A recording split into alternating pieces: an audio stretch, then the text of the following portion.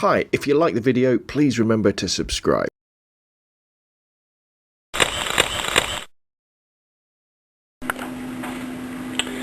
Hi, it's Rob from robandonphoto.com. If you'd listened to podcast 14, you'd have heard right at the beginning it was rather rudely interrupted by the library phoning me to say that my book that I'd ordered had come in, and that book was Ansel Adams The Camera, which is the first volume in the Ansel Adams Photography Books, Series 1.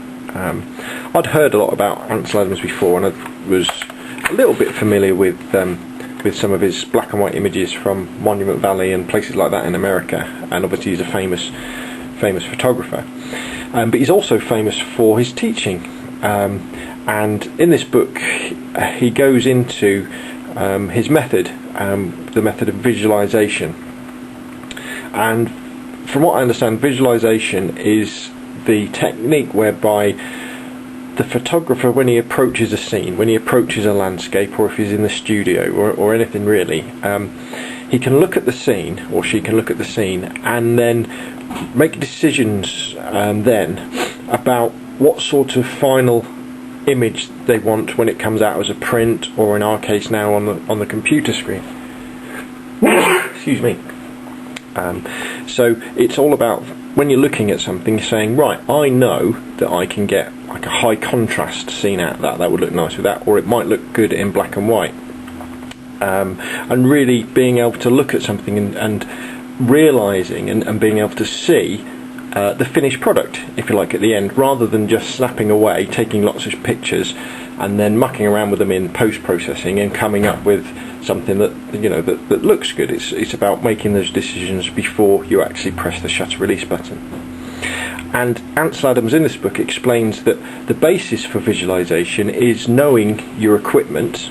In this particular volume it's all about the camera, and then in further volumes he goes into the negatives and post-processing in the darkroom, because this book was really produced before digital.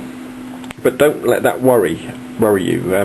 Everything in this book really you can relate to your digital photography, and it's timeless. And in fact, where he refers to film cameras and the different types of film cameras, that's really useful anyway, because it will help fill in your knowledge of the history of photography and the different types of cameras that people still use today, things like medium format and large format cameras.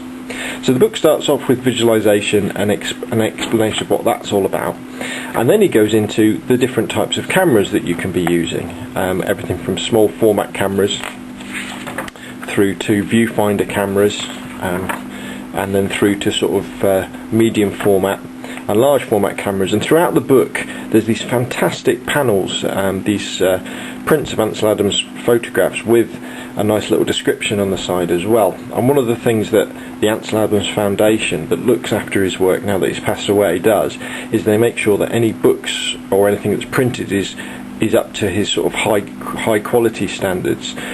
So when he talks about maximum depth of field and things, you can really see it in these prints in the books.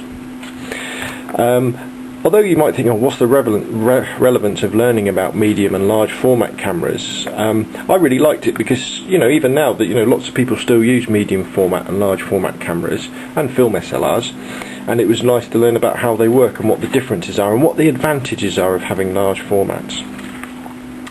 After explaining things like large formats, we get into the stuff that I found really useful, which was his explanation of lenses, because that's still the same today as it's ever been. And he goes into quite a lot of technical detail about how lenses work and the different types of lenses they are, and the differences in the focal lengths between different sizes and zoom lenses, how aperture changes the focusing and the speed of lenses as well. A lot of it seems quite complicated at first, and it's definitely worth rereading some of the chapters to understand what he's talking about. But it's definitely worth the read.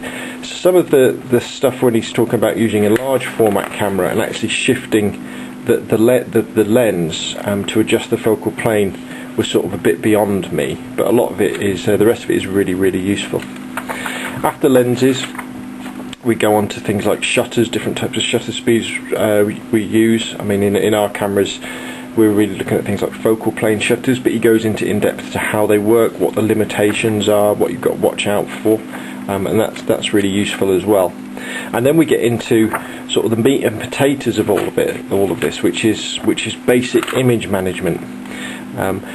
So in this, Ansel Adams explains how, when you're approaching a scene, how the relationship between the camera's distance to the subject, the focal length that you use, and the aperture you use, can all change the way that the subject is seen by the camera, which leads up to the final print, or in our case on the computer screen. And there's lots of really great examples of how using different camera to subject distances and focal lengths change the composition and the feel of photographs, which I found really, really fascinating. It really helps you to understand the relationship between zoom, where you're using the zoom lens on your camera, and actually sort of moving forward and backwards as well. The difference between telephoto lenses and wide-angle lenses and normal 50mm lenses.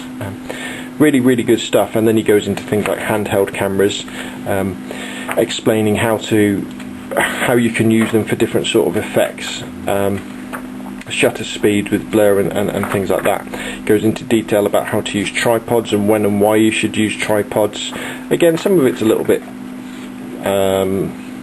I don't know, esoteric, I guess, but we're always supported by these fabulous black and white prints that are on the pages as well.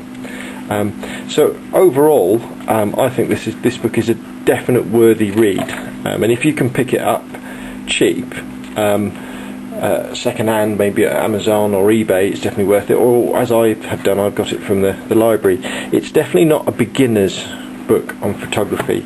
It really helps if you've got a basic understanding of aperture and focal length to start off with, so that you won't be completely overwhelmed with all the technical jargon that he uses. But he writes in quite a simple way as well, and it really helps us to, well, helps me to really think about when you're approaching a scene and you want to record it, to stand back for a few minutes and think, okay, what do I want from this image? What do I want the final picture to look like? And what decisions am I going to make in terms of the focal length I use, the distance of myself from the subject, and things like the aperture as well. Really instills there. And hopefully I'll be able to get the second and third books in the photography series volumes as well as we go on. But on its own, I think the camera's a worthy read for any photographer who's looking to understand the art a lot more, and really get to know sort of the man and the technique behind Ansel Adams' great pictures. Okay, that's Rob from robnonphoto.com. Thanks for listening.